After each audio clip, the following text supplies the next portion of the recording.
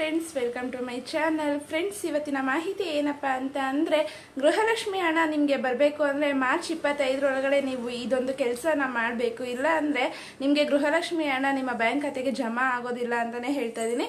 ಏನಪ್ಪ ಅಂತ ಅಂದರೆ, ನೀವು NPCI ಮ್ಯಾಪಿಂಗ್ ಮತ್ತು ಆಧಾರ್ ಲಿಂಕನ್ನು ಕಡ್ಡಾಯವಾಗಿ ಮಾಡಬೇಕು. ಹಾಗೆಯೇ KYC ಕೂಡ ಮಾಡಿಸ್ಬೇಕಾಗತ್ತೆ.